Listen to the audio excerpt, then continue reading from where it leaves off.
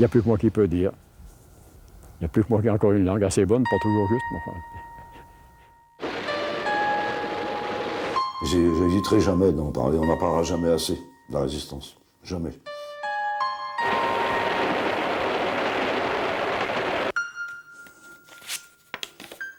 De ça, il y a 60 ans maintenant, la vie n'était pas ce qu'elle est maintenant.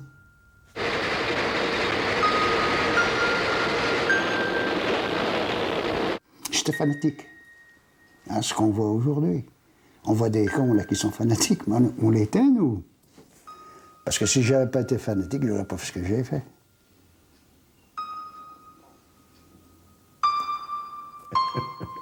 C'était quand même, on était quand même des durs à cette époque-là. J'ai jamais voulu marcher au pas. Bon, c'est une question de tempérament, c'est comme ça, puis c'est toujours maintenant, je marche pas au pas. 18 ans, 15 ans, c'était une guerre de jeunes en fin de compte, parce que pour prendre de tels risques, il fallait être jeune. On était des terroristes, c'était écrit d'ailleurs, on était des terroristes. Hein.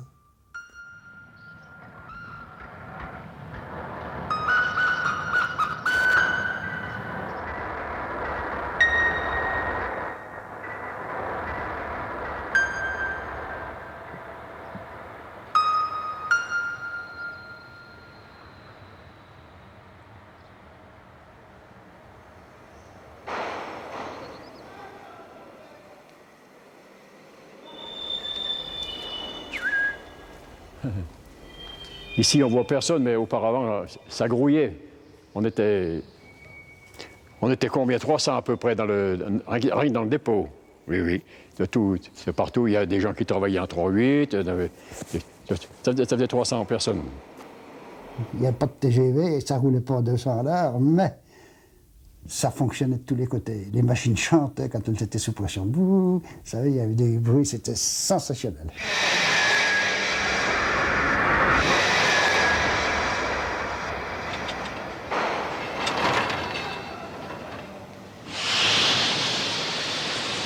Avec le Front populaire qui nous avait donné aussi certains acquis, comme les congés payés, encore que nous, SNCF, on avait déjà des congés payés, mais on n'avait pas des congés qu'on a eus après. Il y avait donc déjà les congés, les 40 heures. Les 40 heures, c'était... On a connu une période réellement de joie, de plaisir.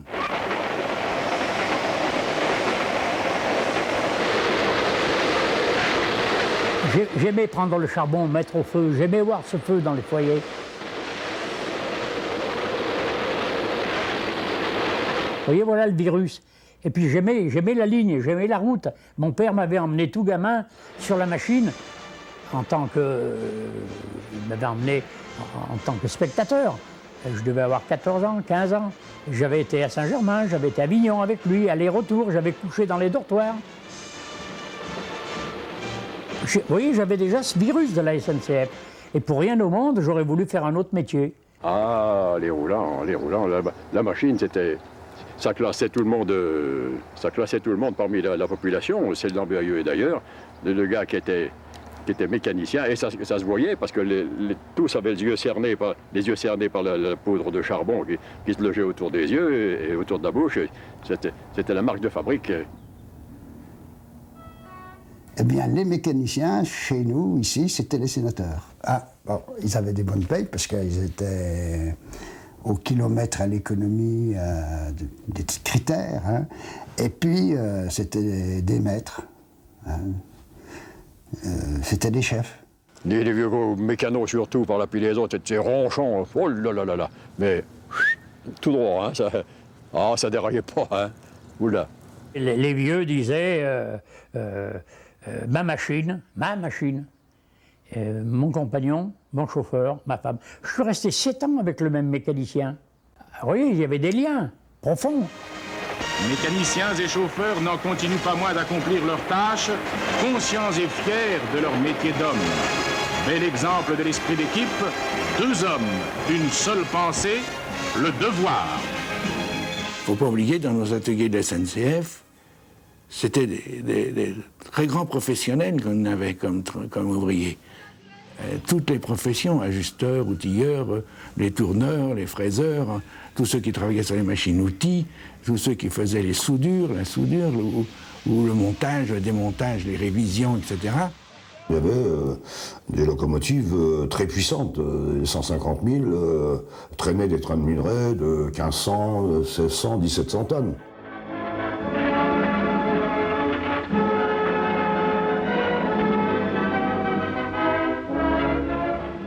Il ne fallait pas venir habillé en blanc, hein. Il fallait pas venir habillé en blanc. On était en bleu, puis on était noirs comme des cochons. Hein. Non, les cochons ne sont pas noirs, ils sont plus. On était sales. C'était la graisse, c'était la poussière, c'était tout, c'était les machines. Puis là-dessous, les machines, quand elles viennent, qu'elles sont chaudes, qu'elles fument, là, ben, qu'est-ce qu'on prend, hein? Vous savez, une locomotive, c'est un ensemble qui est chaud, 150 degrés. Une goutte d'huile qui vous tombe sur votre bleu, il pénétrait tout le bleu, et puis si vous tombez sur la main, il vous brûlait. Le travail exténuant, c'était pas de conduire la machine, c'était de faire du gaz, de faire de la vapeur avec de l'eau et du charbon dans la chaudière. Ça, c'était exténuant. Parce que pour aller à Avignon, j'ai eu brûlé 7 tonnes de charbon avec une mauvaise machine.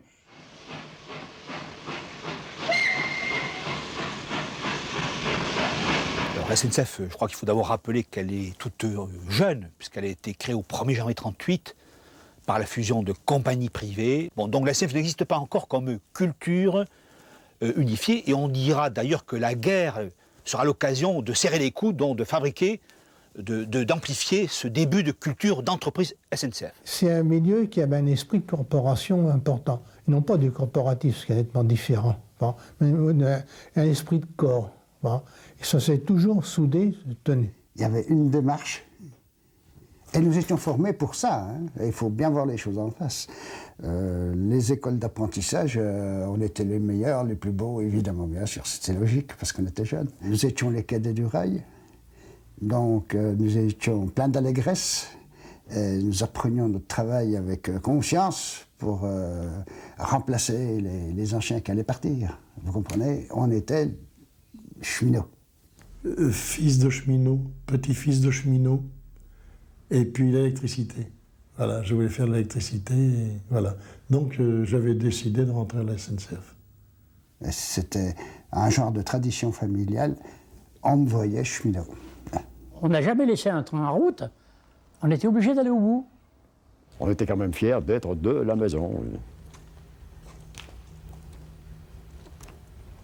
Pourquoi? Parce que c'était le plus considéré, puis c'était fait à la manière militaire, hein. C'était la hiérarchie, la discipline qu'ils attachaient autour de tout ça.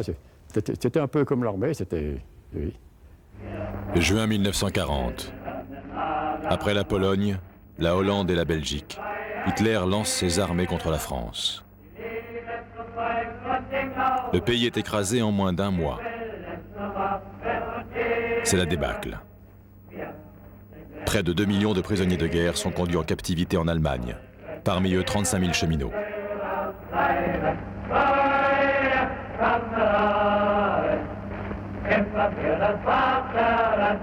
Le président Lebrun fait appel au maréchal Pétain. Son premier acte est de demander l'armistice. Le 18 du mois, un général du nom de De Gaulle lance un appel depuis Londres pour continuer le combat. Le 22, Pétain signe l'armistice. L'occupation commence. Premièrement, c'est un militaire. Et à cette époque-là, on était quand même, je dirais, pacifiste. Hein. On n'était pas militariste. La droite n'avait pas digéré la prise de position, la prise de contrôle de la France en 1936 par le Front populaire. La droite n'a jamais digéré ça. Ils préféraient Hitler au Front populaire. Et ils avaient fait leur choix. Il a dissous la République, dont il était le représentant symbolique, hein, pour en faire un État français. Hein, c'est une révolution de palais, mais c'était une révolution. Un trait de première nature, quoi. Hein. J'ai toujours regretté qu'il n'ait pas été fusillé. Le maréchal nous voilà, non, c'était hors de question, et le maréchal ne m'a pas vu. Bon, c'est tout. La grande majorité des Français, à 90%, ils criaient vive Pétain. Faut pas se leurrer, faut pas dire le contraire. Et tous ceux qui disent, ben moi j'ai entendu l'appel du général de Gaulle, ça me semble assez curieux, parce que comme au mois de juin, l'appel du 18 juin, il y avait la moitié de la France, c'est-à-dire toute la partie nord, qui était sur les routes de l'Exode. En dehors d'un poste à Galène, je ne vois pas comment on pouvait prendre la radio de Londres. Hein.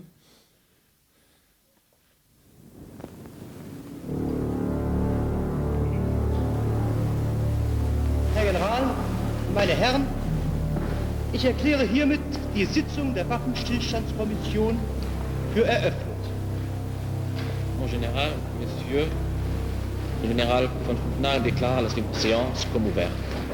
L'article 13 de la Convention d'armistice spécifie que le réseau ferroviaire national est mis entièrement à la disposition des autorités militaires de l'occupant. Il est notifié aux cheminots français qu'ils sont soumis aux rigueurs de la loi allemande, qui prévoit le plus souvent, en cas de non-collaboration, les travaux forcés ou la peine de mort. La SNCF va jouer ce jeu, cette règle du jeu. Elle ne l'aurait pas joué, elle aurait été tentée de dire, de saboter cette règle du jeu. Le directeur général Le Benneret, à plusieurs reprises, expliqué qu'au fond, il valait mieux garder le manche et sacrifier une partie de l'activité formellement aux besoins de l'occupant. En gardant le manche, on pouvait préserver, au fond, d'abord une partie de ressources ferroviaires pour les besoins civils, ravitaillement, et puis préparer, je dirais, aussi l'après-guerre, la reconstruction, la libération. Comme il y avait les prisonniers, il y avait un manque de personnel, il fallait réparer l'outil de travail, il fallait transporter, les Allemands avaient besoin du minerai, avaient besoin de l'acier, etc. Donc ils ont mobilisé le maximum de personnel pour remettre en route l'outil de travail, c'est-à-dire le chemin de fer. Et puis, par la suite, on a été versé là où c'était le plus important pour les Allemands, quoi.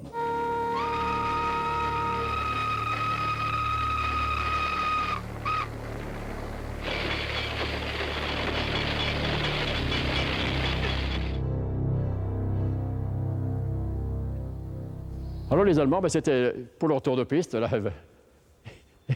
Ils faisaient leur tour de piste, quand ils surveillaient, ils passaient que il y avait un grand, un professeur, lui, d'ailleurs, il parlait un français impeccable, il n'avait pas fallu que j'habite avec lui, quoi. Il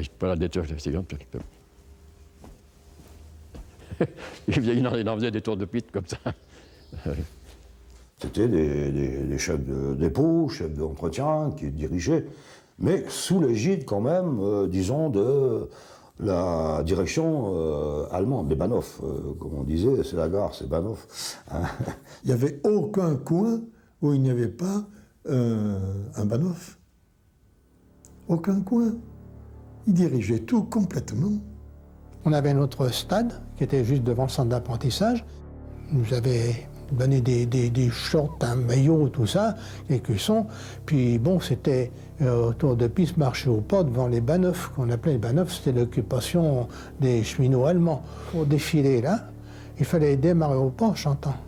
Puis on m'a dit, et si tu ne démarres pas normalement, comme tout le monde, t'auras mon pied dans le cul. C'est ce que j'ai eu droit.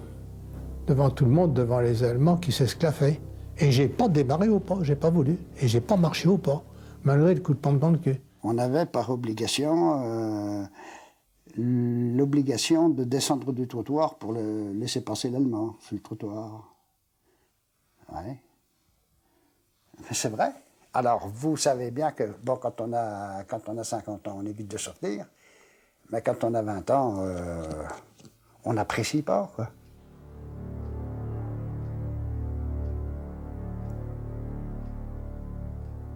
On subissait la loi allemande. C'était la Gestapo qui était là. La police française, évidemment, qui faisait la police, mais pour l'Allemagne, pour les Allemands. Et les arrestations, il y avait tout. C'était déjà commencé tout cela. Il suffisait qu'il y ait des opposants, ils étaient arrêtés.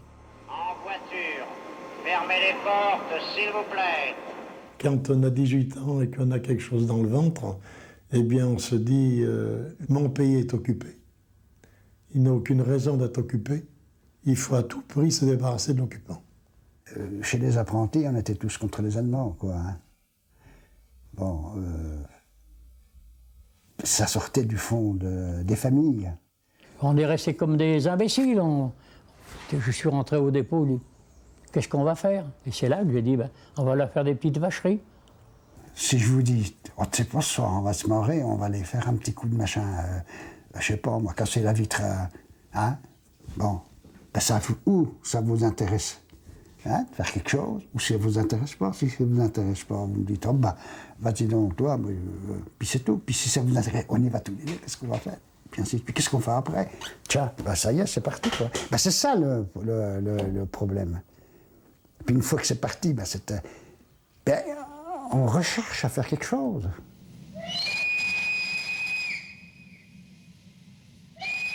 Le 14 juillet, le 11 novembre, c'est rassemblés, puis aller chanter la Marseillaise. La Marseillaise, ça ne me branche pas tellement, mais pour nous, c'était quelque chose d'important. Il faut le repasser dans son contexte, vous voyez. Et là, alors, entourés par les Allemands, qui après nous refoulaient en tirant. Ils tiraient en l'air, quelquefois ils ont tiré dedans. Bon, ben, c'était pas anodin comme manifestation. C'était vraiment pour s'opposer, vous voyez. Le 11 novembre, on prend cette date commémoration de l'armistice pour organiser un arrêt de travail de 10 minutes. C'est pas long, 10 minutes. Mais on lui donne un caractère spécial. On sollicite les gens de rester à leur poste de travail, sans bouger. On va respecter 10 minutes de silence à sa place. Alors évidemment, on a fait sonner les sirènes, on a fait sonner les locomotives pour, à 11h, alerter les gens, et tout le monde s'est arrêté. On a eu un arrêt. Ça a été très impressionnant. Un atelier où on travaille, il y a du bruit, etc. Puis d'un seul coup, paf, un silence de mort, c'était le cas de le dire, un silence de mort.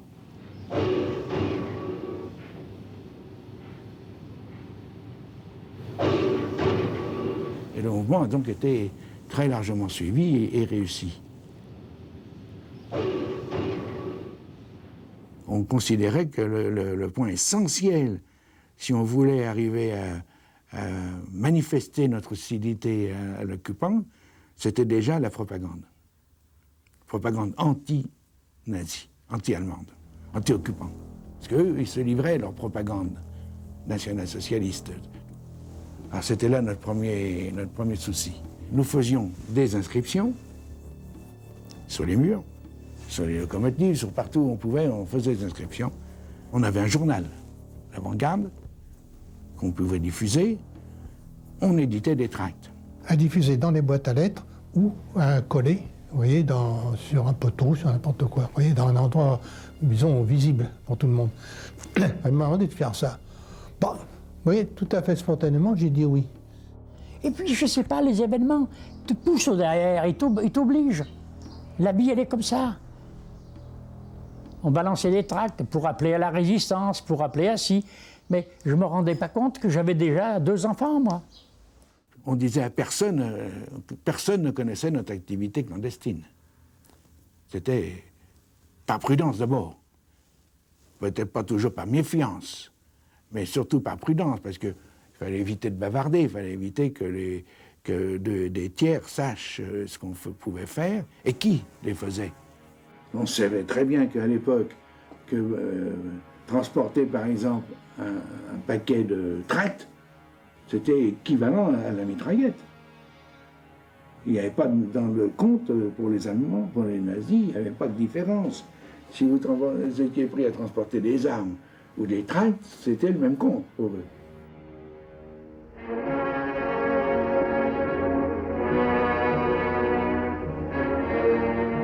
Nous étions 40 millions de Français à cette époque-là. Il y a eu 5 millions de dénonciations à la Gestapo.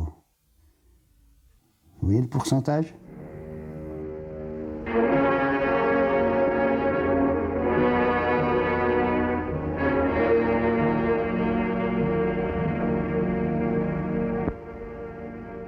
Mais chaque wagon possède une étiquette, disons, des départs et destination.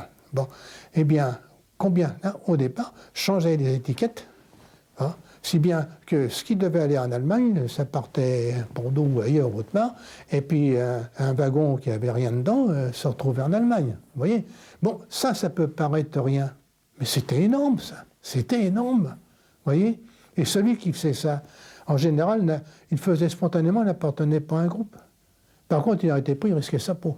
Exactement comme n'importe qui.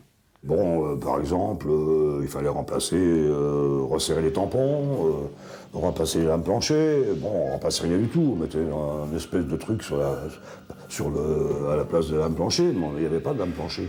Les tampons, on mettait un clou, une pointe, disons, pour le serrer un peu. Bon, de façon que le visiteur, quand ça ressort, il voie que ça a été fait, quoi. C'était le sabotage, ça. C'était le sabotage.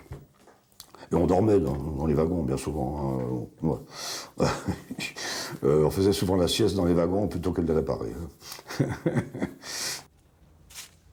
Voici donc où il y a... Si c'était comme ça, hein, c'était pas comme ça sur les machines à vapeur, évidemment, quoi.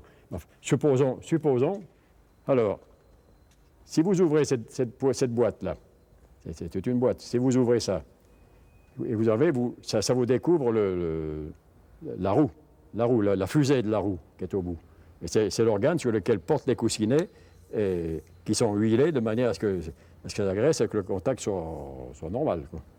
Mais si vous enlevez ça et que vous levez la boîte et que vous mettez gentiment une poignée de sable et que vous refermiez la boîte tranquille, bien au bout de 50 km, le coussinet qui est là-dessus sera grippé et il faudra arrêter la machine, il faudra remplacer l'essieu. Il faut faire retourner, faire ajuster la roue et la remettre en place. Tout ça, ça prend toujours une journée, une grosse journée. Mais il ne faut pas le faire trop souvent parce que quand ça arrive une fois, deux fois, ils regardent les gars qui tournent là. Ils regardent qu'est-ce qui se passe, ils ne sont pas idiots, hein, malheureusement.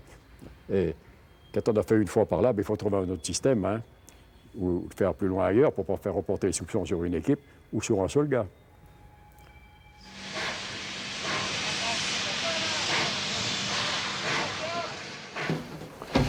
Ici, c'est le modèle réduit d'une 231G des Pacifiques. Une bielle n'est pas réversible, un nez de piston n'est pas réversible. On ne pouvait pas prendre le côté gauche pour mettre au côté droit. Alors quand on fait sabotage, c'était toujours du côté droit, toujours du même côté. Alors on avait choisi le côté droit pour que partout ça se fasse pareil et qu'on ne trouve plus de pièces de rechange. Vous voyez? C'était la technique. On fait un peu tous la même chose d'ailleurs, mais sans organisation. Hein, moi, j'ai pas connu d'organisation à cette époque. Ça existait, mais on ne le savait pas. Moi, je ne le savais pas. Mais il y avait quand même une idée, une orientation qui était donnée sans qu'on le sache, quoi. Je crois que les plus beaux sabotages, ce sont ceux qui se sont faits comme ça, à la saouette. Le but, c'était de retarder le plus possible la production, la sortie des wagons, parce que c'était dans les wagons où j'étais, et puis dans les dépôts, c'était la sortie des machines.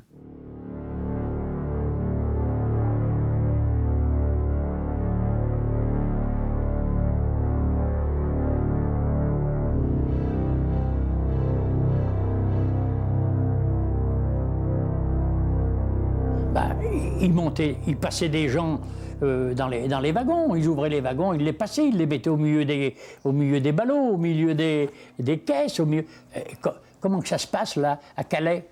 Voilà, ils montaient dans les trains.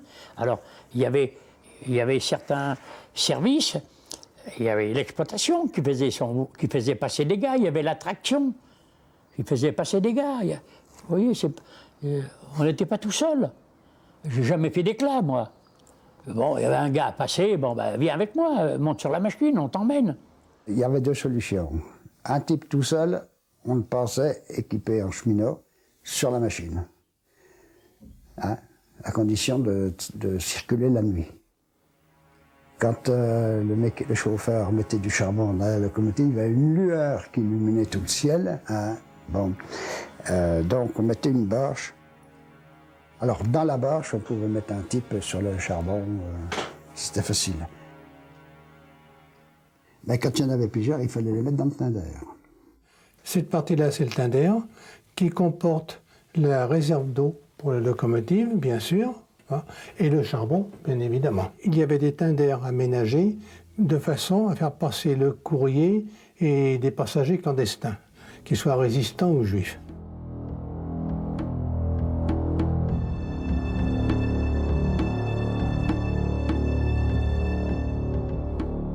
Une fois, avec la 141 P48, eh ben, j'ai fait l'imbécile. Je l'ai saboté, ma machine. Je savais qu'il y avait des trains allemands qui étaient derrière nous, ce jour-là. Et j'ai dit comment on pourrait bien faire pour pouvoir les retarder. Et il n'y avait pas 36 solutions. J'ai dévissé un frein de tiroir. Je savais que le tiroir allait se dérégler et allait foutre la machine en panne. Ça fait que j'y ai fait. Il y avait 2 trains allemands qui allaient sur le littoral, qui allaient dans le Midi. Eh bien, je les ai retardés de 3 heures. Mon mécano, il ne savait pas que c'était moi qui... Ah, il m'a dit, les salauds, ils nous l'ont... Ah, je dis, oui, il y en a un qui a saboté la machine. Hein. Il y a quelqu'un, ouais, je sais bien, avec ce qu'il veut faire. Je n'avais pas le choix. Si je monte sur une autre machine, saboter une autre machine, et si je me fais prendre? Mais si je suis en train de travailler après la mienne, j'avais toujours une burette d'huile, personne ne peut rien me dire le soir, je suis en train de travailler après ma machine. Oui, j'ai honte.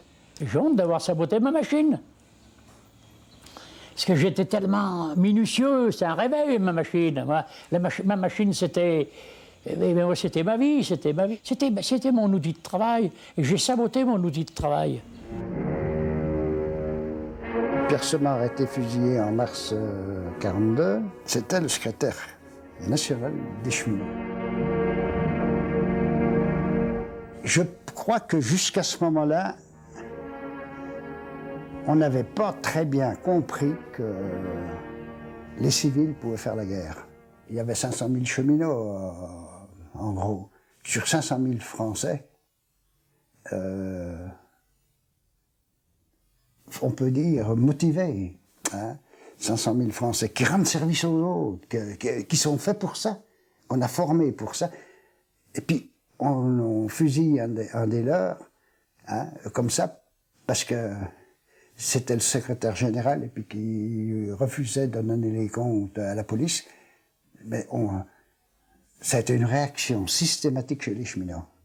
C'était une grosse erreur psychologique que les Allemands ont fait, avec la complicité de Pétain. Hein.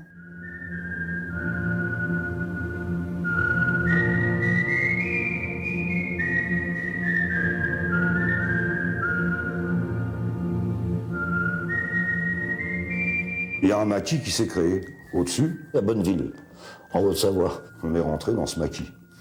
Et là, j'ai fait connaissance du responsable des FTP. Et je suis rentré au FTP. Voilà. Et puis bon, après j'ai adhéré au Parti communiste, en 1943, au mois de septembre. Ouais. C'est tous des communistes, hein, presque tous. Tous les responsables, presque tous des communistes. Je rentre au FTP, je n'ai pas signé de contrat. J'ai pas signé de contrat.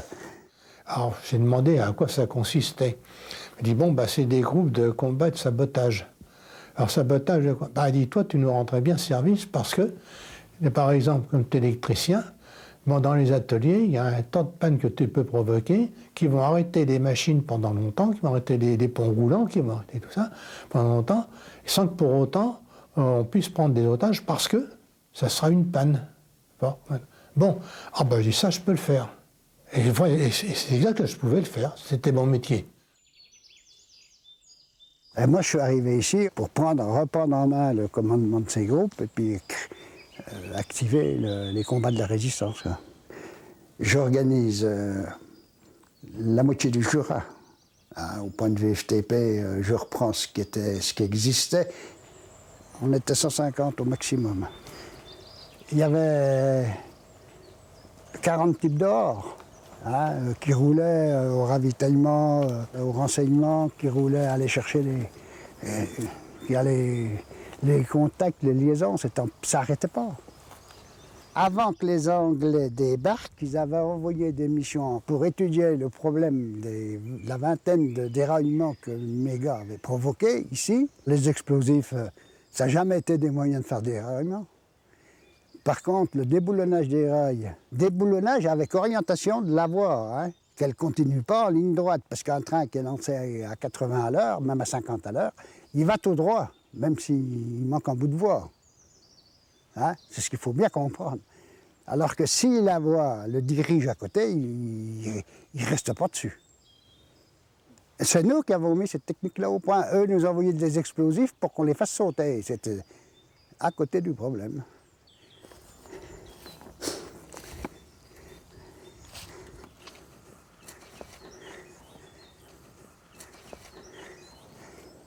Mon bureau était là. C'était une table sur laquelle, quand on jugeait, on mettait un drapeau tricolore et que nous prononcions la sentence au nom de la résistance française.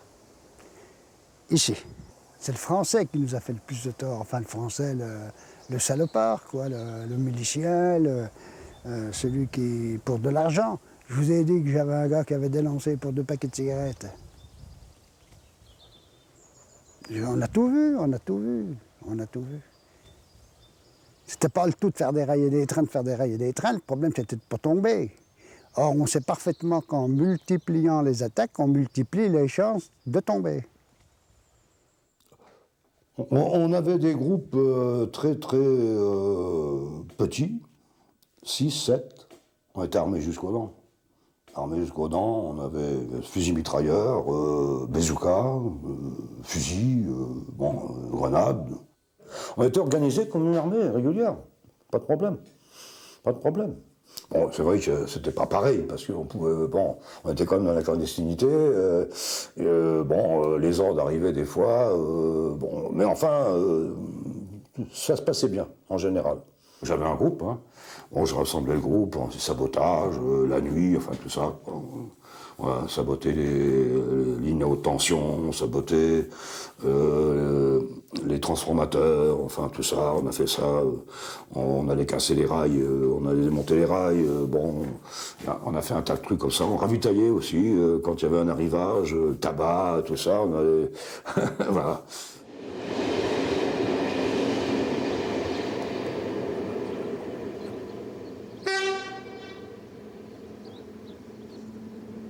On n'a pas cadré ça sur le débarquement. Hein. C'est le hasard qui a fait que c'était ce jour-là. On voulait le faire tout de suite. Et puis plusieurs jours avec Brucher et puis la douzaine qu'on était là. Il dit il va falloir faire quelque chose. Ce quelque chose, donc on avait dit on va saboter les machines, ainsi de suite. On viendra de nuit. Enfin, on a mis à peu près 1 heure pour mettre tous nos explosifs. Et puis pour faire sauter tout ça. Alors là où sont les diesels, autrefois c'était le camp, c'est là. Donc là, il y avait une dizaine de machines là, avec mon copain. C'est nous qui avons saboté celles qui étaient là. Je m'en peux plus, c'était 8 ou 10, je m'en peux plus quelque chose comme ça, oui.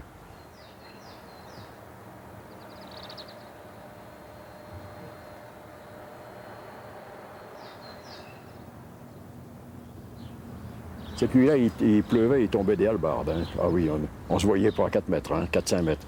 N'importe quel qui soit pas cheminot, et encore, du dépôt, il ne savait pas où mettre les pieds. Hein. De la même manière qu'il a fallu que ce soit des cheminots qui fassent, parce qu'on ne sabote pas une machine comme ça, c'est pas un vélo, hein, une machine à vapeur. Hein. En plus, pendant qu'on y était, on a été en s'amusant. Alors on a pris 3 kilos de plastique, là, on l'a mis sous la plaque tournante. Alors là, ça avait bien faussé le milieu, ça tournait, mais tout carré, ça n'allait pas bien après.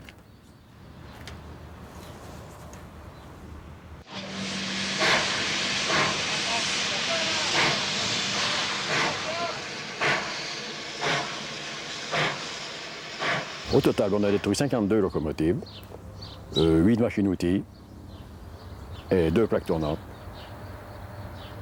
Les Allemands n'ont rien dit. Ils ne nous ont pas inculpés ou ils n'ont pas supposé que, parce que tout le monde a dit « Ouh, ça a trop bien fait, trop bien fait ». Ça, c'est commando, ça. Commando, oh, ça, on connaît, hein, c'est commando, ça, c'est commando. Le maximum qu'on peut faire sur des machines, c'est saboter. Ça suffit pour qu'elles soient inutilisables pendant 2, 3, 4 semaines.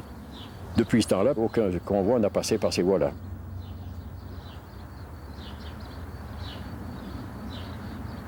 Il m'avait dit, voilà, Ruel m'a dit, voilà, c'est réseau Goélette est orienté sur les renseignements. Et donc, si vous vous engagez là, je vous demande de ne pas prendre d'engagement ailleurs que dans ce que je vous commanderai de faire. Mais SNCF, c'était la couverture de travail. Le chef de district, c'était celui qui était mon grand chef dans la résistance. Et c'est lui qui dirigeait ces équipes-là. Et qui a dit, voilà, quand Flamand n'est pas là, c'est que je l'emploie ailleurs. Ça fait que je prévenais personne. Moi, mon nom de guerre, c'était Florian. Pourquoi Florian? Parce qu'on m'avait dit, voilà, on veut vous mettre un nom qui commence par la même syllabe que votre nom véritable. Pourquoi? Parce que si on vous demande comment vous appelez, que vous ayez le temps, quelques centièmes de seconde pour répondre, mais dire Florian et non pas Flamand. C'est toujours Ruel qui me donnait les ordres, qui quelquefois s'amenait chez mes parents où je vivais, en disant il me faut des renseignements sur le pont de Livron, il faut à tout prix le faire sauter ce truc, alors vous partez en vitesse là-bas. Et là je prenais toutes les coordonnées sous le regard bienveillant des Allemands qui gardaient le pont. C'était envoyé à Londres après. Et puis alors ça, je savais que en envoyant ces renseignements-là, 3-4 jours après, ça tombait. Ça tombait, mais on ne pouvait rien faire. J'aurais eu de la famille dans le coin. J'aurais pas pu aller dire à la famille, ça va tomber.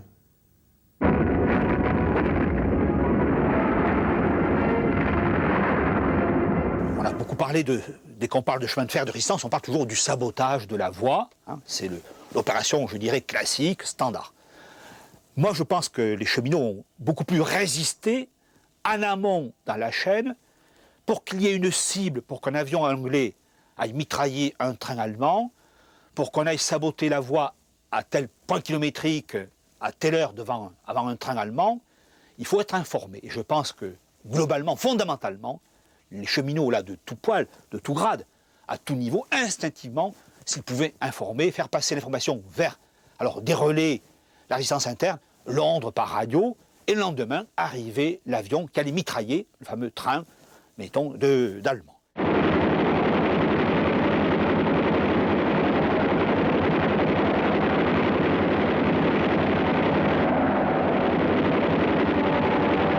Le mécanicien et le chauffeur sont les premiers exposés au mitraillage de l'avion anglais. On se fait un peu harakiri. Et là-dessus, ça a été très bien narré, cette difficulté d'assumer le train français ou allemand et de savoir que ce train a été désigné à l'allié. Bon, mettez-vous à la place du mécanicien. Vous avez d'un côté la mitrailleuse allemande, de l'autre côté l'avion de chasse anglais. Voilà, je crois qu'on peut résumer que ce n'était pas simple la position prise entre deux feux. Et chaque jour, malgré les risques qu'ils font courir à leurs camarades, mécaniciens et chauffeurs, des cheminots n'hésitent pas à faire dérailler les trains, obstruant les voies principales, complétant ainsi l'action des bombardements. À partir du moment où vous aviez le faisceau qui était en grande partie détruit, que les ateliers étaient aussi en grande partie détruits, que le dépôt était détruit également, qu'il y avait de moins en moins de machines, on détruisait la capacité de transport. Ça participait, programmé dans ce qu'on appelait le plan vert, le plan de débarquement, dans lequel les cheminots étaient impliqués d'une manière intensive, vous voyez, pour essayer de retarder de toutes les manières possibles et de saboter tout ce que vous voulez, le combat, le transport des troupes allemandes vers le front et autres. Il y a les gens qui ont participé à plusieurs aspects de la lutte et de la résistance contre l'occupant. Mais il y en avait un qui était peut-être, à notre avis, pas suffisamment encouragé, c'était le mouvement de masse. Ce que nous, on appelait dans notre jargon le mouvement de masse. Rassembler les gens, même de ceux qui avaient peur. même des gens qui évitaient de s'engager de trop, mais qui étaient là quand même pour, à l'occasion, manifester leur hostilité contre l'occupant nazi. C'était ça l'objectif. Notre mission, c'était la protection des orateurs qui allaient prendre la parole un peu partout pour, disons, inciter la population à réagir avec plus de virulence contre l'occupant. Le soir du 10 août 1944, on avait à peu près 25 de nos ateliers qui avaient débrayé, sans compter les actions qui avaient pu y avoir, qui commençaient à se faire jour dans les gares, etc. Et c'est toute cette période-là, à partir donc du 10 août, que s'est développé tous les jours. Tous les jours. Ça n'a pas été d'une façon linéaire, ça n'a pas été uniforme. Et tous les jours, il s'est développé des arrêts de travail, admettons, dans tel ou tel dépôt, dans telle ou telle gare, dans tel endroit, etc. Si bien que le 18 août 1944, la grève était générale au chemin de fer. Il n'y avait plus de train qui roulait. Seulement, ça n'a pas été simple, cette grève insurrectionnelle. Avec mon groupe, j'avais été chargé de garder une partie des ateliers de wagons. Parce qu'on avait distribué les tracts, on avait été informé tout le monde, et il fallait partir, il ne fallait pas revenir le lendemain, tout ça. Mais il y en a qui avaient peur, qui sont revenus. Et il a fallu les virer. C'est le moment de dire, les foutre dehors, leur dire, tu ne rentres pas. Parce qu'aujourd'hui, bien sûr, on dit, la grève du 10 août a été une grève insurrectionnelle. Non, la grève du 10 août n'a pas été la grève insurrectionnelle. Elle est devenue une grève insurrectionnelle.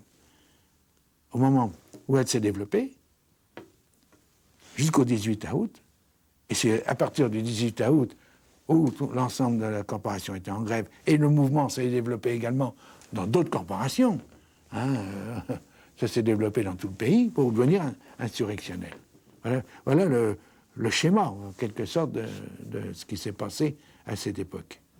Puis alors, bon, il y a eu cette insurrection qui a donné lieu après à tous les sabotages que vous pouvez connaître, qui sont connus de tout le monde, et puis bien sûr les combats à la libération de Paris et des environs, tout ça, sur lequel je ne m'étendrai pas, parce que c'est connu de tout le monde, ça.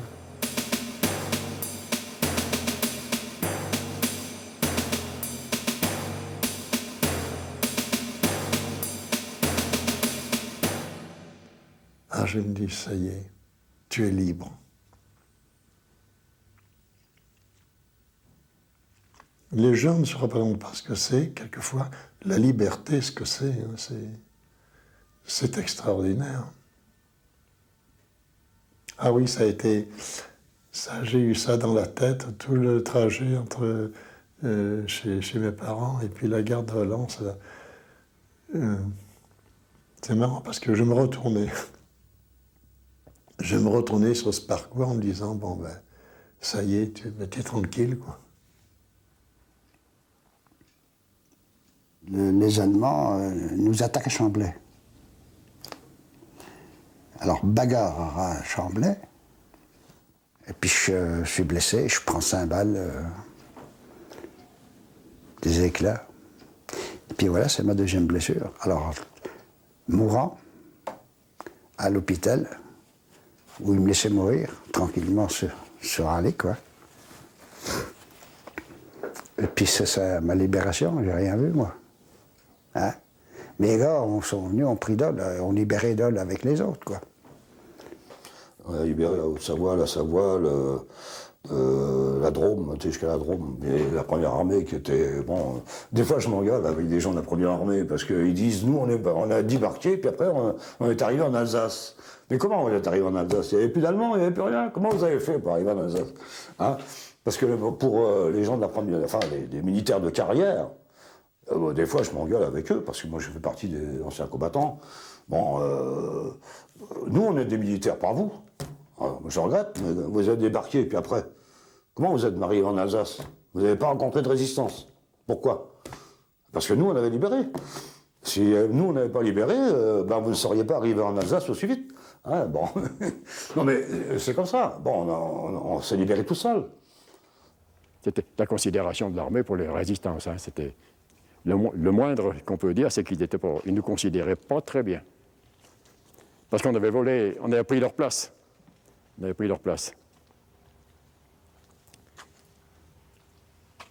j'étais content, mais on n'avait pas fini notre travail, figurez-vous. J'arrive pas à vous répondre correctement à la question. C'est que nous, les cheminots, évidemment, notre outil de travail était paralysé. Mais il a fallu qu'on le défende contre la population. Bien sûr, dans nos dépôts, il y avait le charbon. Et il a fallu que...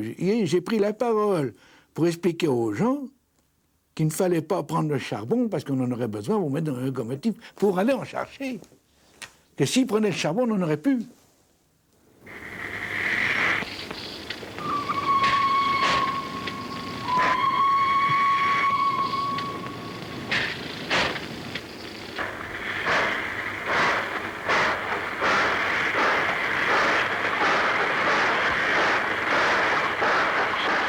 Vous avez eu la déportation des Juifs, puis la déportation en même temps des communistes qui étaient arrêtés, puis la déportation des résistants, alors qui se situaient à partir de différents centres. Alors soit des centrales où vous étiez déjà, disons, emprisonnés, soit dans des centres où vous étiez regroupés.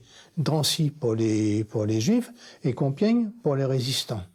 Bon, à partir de là, les équipes qui faisaient ces trains-là savaient ce qu'ils emmenaient. Enfin, ce qu'ils emmenaient.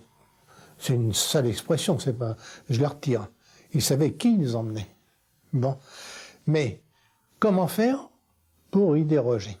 Il fallait bien qu'on suive. Nous étions entreprises d'État. Lequel allait arrêter le train? Le cheminot tout seul sur sa locomotive? Il ne pouvait pas. Là, les SS étaient là partout. L'armée allemande était là partout. Et les SS en plus. Mais dire que les cheminots, en tant que tels, pouvaient dire, bah non, moi je fais pas le train. Oui, ben vous mettez au poteau, vous fusillez. Puis après, ils en prenaient d'autres. Ben arrivé au 10e, le 11e, ils le faisaient, elle n'est pas... Alors ceux qui disent, bah non, il fallait pas le faire. Oui, moi je les aime bien ces gens-là, hein. Mais j'aurais aimé qu'ils se trouvent dans ces conditions-là. On voit des déportés aujourd'hui, en Amérique, ça se passe, hein, qui portent plainte contre la SNCF. Ben, qu'est-ce qu'il fallait faire? C'était pas forcément toujours le même dépôt qui conduisait les mêmes. Et comme en plus ça se faisait par étapes. Parce que une équipe vapeur, elle faisait 150 à 200 km maximum avec sa machine. Puis on la rentrait, on la coupait, on en mettait une autre avec une autre équipe qui allait à un autre plus loin. C'était pas, quand on vient nous dire que les équipes de conduite amenaient des déportés jusqu'à Auschwitz, non mais on rêve. Où c'est qu'on va? Auschwitz, c'est quand même pas la porte à côté, c'est quand même en Pologne. Vous voyez, depuis Villeneuve-Saint-Georges, allez d'avoue en Pologne. Ils n'ont jamais mis du charbon dans le poêle, ils ne savent pas ce que c'est que de manier la pelle. Mais c'est invraisemblable dès qu'on est pareil. M'excuserez mon expression, mais c'est la seule qui convient, à mon avis. Vous voyez? Bon, on savait qu'il y avait des déportations, mais on ne savait pas où ils allaient. L'histoire des Juifs, tout ça, on l'a su qu'après. Bon, on savait qu'il y avait quelque chose, mais on ne savait pas l'ampleur. On ne connaissait pas l'ampleur, on l'a su qu'à la Libération, l'ampleur.